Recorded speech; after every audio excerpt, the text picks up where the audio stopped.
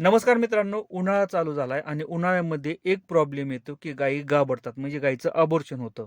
आणि आपण काय म्हणतो की गायी पाणी कमी पितात आणि ऊन असल्यामुळं गायीचं अबॉर्शन होतं. पण मित्रांनो, त्यामागचं एक कारण आपल्याला माहीत नसतं की गायीचं अबॉर्शन का होतं, गायी गाभडतात का?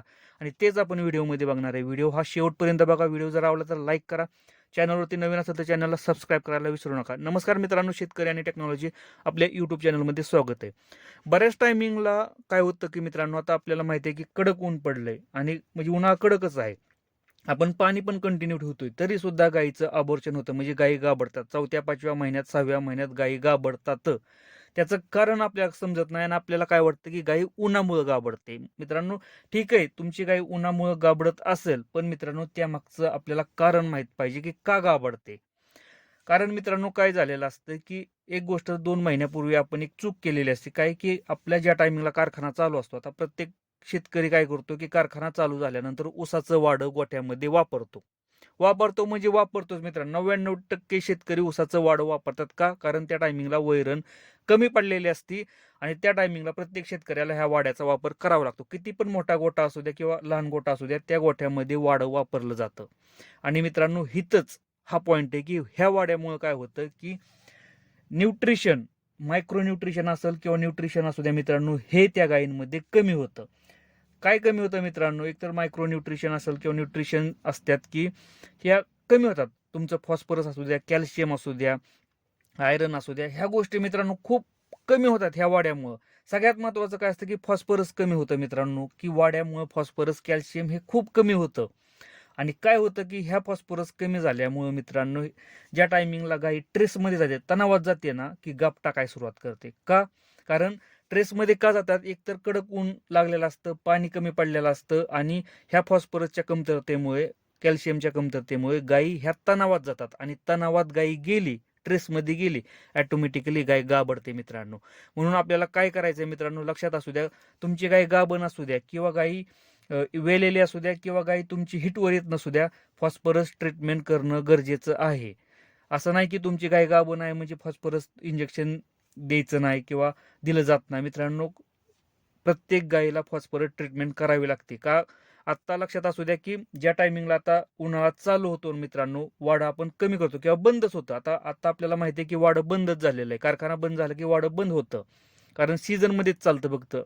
पण ह्या सीझनमध्ये मित्रांनो खूप मोठ्या प्रमाणात नुकसान होतं. ठीक आहे, आपण घालतो मित्रांनो, पण घालायला काही प्रॉब्लेम नाही. कारण कसं आहे मित्रांनो, की उपाशी गाया ठेवण्यापेक्षा आपल्याला वाढ हे घालावंच लागतं. का? कारण त्या टायमिंगला वैरण कमी पडलेली असते. त्यामुळे आपण घालतो.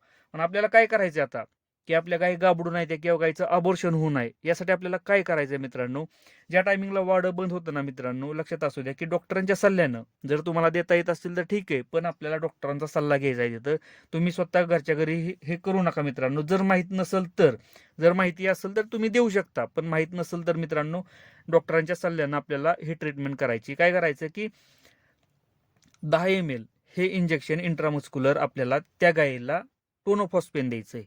किती दिवस? 2 ते 3 दिवस मित्रांनो. 3 दिवस दिलं तरी चालतंय, 2 दिवस दिलं तरी चालतं. पण मित्रांनो, हे महिन्यातून एकदा तरी आपल्याला करायचं आहे. हे 2 ते 3 महिने आपल्याला गाभण गायीसाठी, खाली असतील गायी किंवा दुधाच्या गायी असतील, द्यायचं मित्रांनो. यामुळे काय होतं की फॉस्फरसची कमतरता आहे ना मित्रांनो, हे भरून निघते आणि गाय गाभडत नाही, गायीचं अबॉर्शन होत नाही. आता माझ्या गोट्यामध्ये 2 आहेत त्या गायी मित्रांनो, की ज्या गाभण आहेत, त्या आपण ट्रीटमेंट करतो आणि ज्या खाली आहेत त्या गायी, त्यांना सुद्धा आपण फॉस्फरसचे आता इंजेक्शन दिलेले आहेत मित्रांनो. काही सुद्धा प्रॉब्लेम होत नाही. फॉस्फरस ट्रीटमेंट करणं गरजेचं आहे. यामुळे काय होतं की गायी ट्रेसमध्ये जात नाहीत, तणावात जात नाहीत मित्रांनो आणि गायीचं अबॉर्शन होत नाही. त्याच प्रकारे काय होतं की ज्या गायी हिटवर येत नाहीत, आता बऱ्याचशा ठिकाणी काय होतं की आपल्याला असं वाटतं की उन्हाळा चालू आहे आणि उन्हामुळे गायी हिटवर येत नाहीत. हा प्रॉब्लेम हे डोक्यातून काढून टाका मित्रांनो. सगळ्यात पहिल्यांदा आपण फॉस्फरसची ट्रीटमेंट करा, फॉस्फरसची इंजेक्शन द्या, डिवॉर्मिंग करा. तुमच्या गायी उन्हाळ्यामध्ये सुद्धा हिटवर येतात. फक्त एक गोष्ट करायची की इंजेक्शन भरताना हे दुपारी भरायचं नाही. एकतर सकाळी नाहीतर संध्याकाळी मित्रांनो गायीला इंजेक्शन भरायचं उन्हाळ्यामध्ये. 100% गायी गाभण राहते उन्हाळ्यामध्ये सुद्धा. हा माझा स्वतःचा अनुभव आहे गोठ्यामधला. त्यासाठी मित्रांनो काय करा की जर गोठ्यामध्ये जर वाढ जर वापरला असेल तर तुम्ही फॉस्फरसची ट्रीटमेंट डॉक्टरांच्या सल्ल्यानं करू शकता मित्रांनो. कारण गायीचं अबॉर्शन हे ट्रेसमध्ये गायी गेल्यामुळं होतं आणि फॉस्फरसची कमतरता असल्यामुळे सुद्धा गायी अबॉर्शन होतात मित्रांनो. त्यासाठी फॉस्फरस देणं गरजेचं आहे. व्हिडिओ जर आवडला तर लाईक करा. चॅनलवरती नवीन असेल तर चॅनलला सबस्क्राईब करायला विसरू नका. धन्यवाद.